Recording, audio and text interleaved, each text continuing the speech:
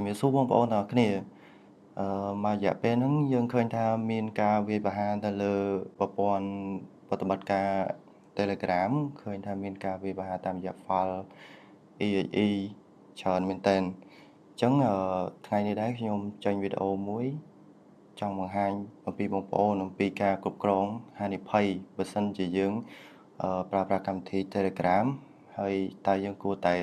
រៀបចំTelegram account របស់យើងនឹងទៅតាម security option ដែល Telegram គាត់បានដាក់មកហ្នឹងតើយើងគួរតែប្រើប្រាស់កម្មវិធីទាំងអស់ហ្នឹងបែបណាខ្លះដើម្បីធ្វើឲ្យTelegram account របស់យើងមានសុវត្ថិភាពហើយជៀសបាននៅហានិភ័យមួយចំនួនដែល attacker គាត់ព្យាយាមលួចយកទិន្នន័យរបស់យើងអញ្ចឹងខ្ញុំមាន tip មួយចំនួនចែករំលែកទៅបងប្អូនទាំងអស់គ្នាដើម្បីងាយស្រួលនៅក្នុងការគ្រប់គ្រង account របស់បងប្អូនទាំងអស់គ្នាការពារកុំឲ្យhacker គាត់លួចយកទិន្នន័យព័ត៌មានឯកជនរបស់បងប្អូនទាំងអស់គ្នាបានខ្ញុំគិតថាវាមិនអាចជួយបានច្រើនទេប៉ុន្តែយ៉ាងហោចណាស់ក៏យើងអាចកាត់បន្ថយហានិភ័យបានមួយចំនួនធំដែរអញ្ចឹងបងប្អូនអាចតាមដានវីដេអូរបស់ខ្ញុំទាំងអស់គ្នាវិធីសាស្ត្រទី1ហើយក៏ជាវិធីសាស្ត្រល្អហើយសំខាន់មួយដែរគឺការប្រើប្រាស់មុខងារ 2FA មុខងារ 2FA ហ្នឹងគឺនៅពេលដែលយើងបើក option ហ្នឹងហើយនៅពេលដែលយើង login ចូលទៅក្នុង account Telegram របស់យើងគឺវាតម្រូវឲ្យយើងវាយលេខកូដ two factor verification ម្ដងទៀតមួយតង់ទៀតដើម្បីឲ្យអាច login ចូលទៅក្នុង account របស់យើងបានអញ្ចឹងវាការពារនៅពេលដែលមាន attacker ព្យាយាម login ចូលទៅក្នុងប្រព័ន្ធ Telegram របស់បងប្អូនទាំងអស់គ្នាគឺវាត្រូវទាមទារលេខកូដ two factor ហ្នឹងមួយតង់សិនដើម្បីអាចចូលទៅកាន់ account របស់បងប្អូនទាំងអស់គ្នាបានអញ្ចឹងដើម្បីអាចចូលទៅបើកមុខងារ two factor បាននៅលើ Telegram របស់បងប្អូនទាំងអស់គ្នាបងប្អូនអាចកលេចមកមើល screen computer របស់ខ្ញុំបានអញ្ចឹងដើម្បីចូលទៅបើកមុខងារហ្នឹងយើងចូលទៅក្នុង Telegram account របស់យើងបាទអញ្ចឹងបងប្អូនចូលមកកន្លែងចុច3នៅខាងលើបន្ទាប់មកបងប្អូនចូល setting បន្ទាប់មកយើងអាចចូលកន្លែង privacy and security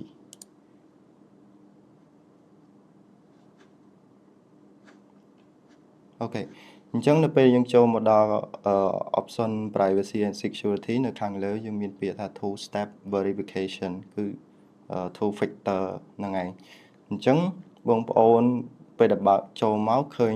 សញ្ញា off នៅខាងស្ដាំដៃបងប្អូនអាចចុចបើក option ហ្នឹងមកបាទបន្ទាប់មកយើងចុច create password អូខេអញ្ចឹងយើងដាក់ password ម្ដងទៀតទៅលើ account របស់យើងអញ្ចឹងបងប្អូនអាចវាយបញ្ចូល password ដែលបងប្អូនគិតថាងាយស្រួលនៅក្នុងការចងចាំប៉ុន្តែសូមដាក់ password ដែលកុំងាយស្រួលពេកមានអក្សរមានលេខមានអក្សរទូចអក្សរធំមាននិមិត្តសញ្ញាដើម្បីកុំឲ្យ attacker គាត់ងាយស្រួលនៅក្នុងការcrack យក password របស់បងប្អូនអរគ្នាបានអញ្ចឹងបងប្អូនវាយបញ្ចូលមក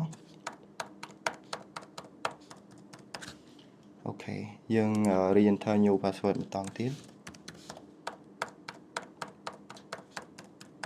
អូខេខ្ញុំដាក់ឲ្យច្រើនហ្មងដើម្បីកុំឲ្យស្រួល log ចូលពេកអូខេអានេះ hit password យើង skip ហ្នឹងសិនក៏បានអញ្ចឹង skip email អូខេអញ្ចឹង option 2 factor របស់យើង enable ហើយអញ្ចឹងយើង back មកវិញយើងឃើញកន្លែង two step verification របស់យើងគឺ on អញ្ចឹងបានន័យថា account របស់យើងគឺបាន set up នៅប្រព័ន្ធ security មួយដែលគេហៅថា two factor ហ្នឹងបានមកតង់ហើយអញ្ចឹងមាន option បន្ទាប់ទៀតដែលយើងត្រូវការបើកដើម្បីឲ្យ account របស់យើងកាន់តែមានសុវត្ថិភាពជាងនឹងទៀត option មួយទៀតដែលយើងត្រូវការបើកយកមកប្រើដែរគឺlocal passcode អញ្ចឹង option ហ្នឹងគឺដើម្បីការពារទៅលើ device របស់យើងហ្មងបើសិនជាមាន hacker គាត់កំពុងតែ control ទៅលើ device របស់យើងដូចជាទូរស័ព្ទឬក៏ computer laptop អី យើងអាច protect ទៅលើ local password ម្តងទៀតនៅពេលដែលយើង log ចូលទៅកាន់ Telegram របស់យើងគឺវានឹង load pop up ឲ្យយើងវាបញ្ចូល passcode local passcode ហ្នឹងដើម្បីអាចចូលប្រើប្រាស់account របស់យើងបានអញ្ចឹងវិធីសាស្ត្រដែលបើក local passcode នឹងបានគឺយើងចូលមកកាន់account Telegram របស់យើងហើយយើងចូលកន្លែង security and privacy ដដែលហើយនៅកន្លែង thread ទី3វាមានពាក្យថា local passcode អញ្ចឹងយើងត្រូវបើក option នឹងមួយទៀតដើម្បី secure ទៅលើ account របស់យើង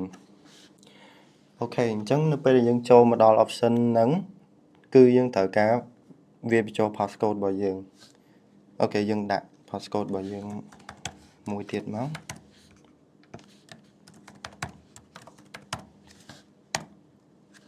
អូខេអញ្ចឹង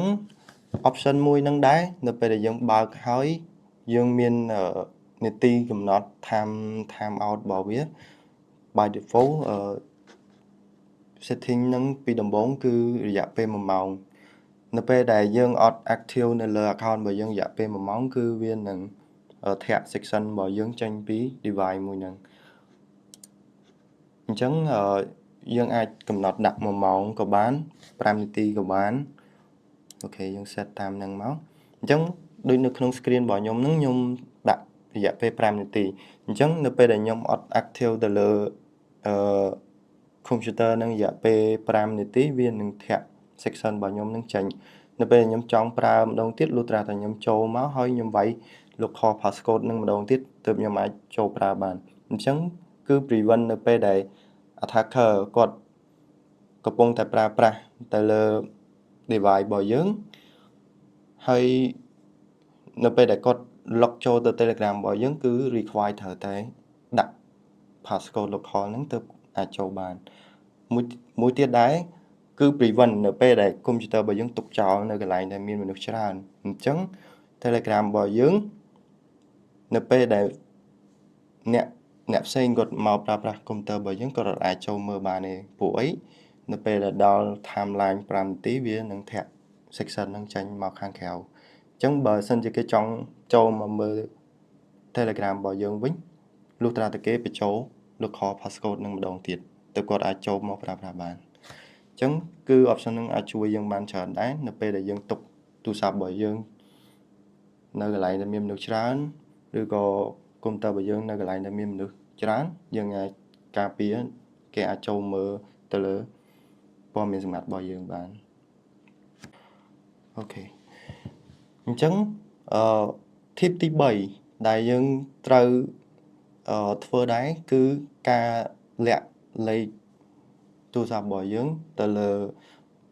contact មួយណាដែលមិនមែនជា friend របស់យើងឬក៏អ្នកដែលយើងអត់ស្គាល់នៅពេលដែលគេចូលមកមើល account របស់យើង profile របស់យើងគេអត់អាចមើលឃើញលេខទូរស័ព្ទរបស់យើងបានទេអញ្ចឹងវាអាចជួយបានច្រើនដែរកុំឲ្យ attacker គាត់ចូលមក profile របស់យើងហើយគាត់ទាញយកលេខទូរស័ព្ទរបស់យើងយកទៅ log in អញ្ចឹងដើម្បីយើងបិទhide phone number បានយើងចូលមកកន្លែង privacy and security ដដែលកន្លែង phone number អញ្ចឹងកន្លែង phone number ហ្នឹងនៅខាងស្ដាំដៃមានពាក្យ everybody អញ្ចឹងបានន័យថាអ្នកណាក៏ដោយក៏គាត់អាចមើលឃើញលេខទូរស័ព្ទរបស់យើងបានដែរអញ្ចឹងកន្លែងហ្នឹងយើងគួរតែដូរបន្ទាប់មកយើងដាក់ពាក្យថា my contact cell អញ្ចឹងបានន័យថានៅពេលដែលយើងដូរដាក់ my contact លុះត្រាតែអ្នកដែលមាន contact cell លេខទូរស័ព្ទរបស់យើងទៅ contact ទូរស័ព្ទរបស់គាត់បានគាត់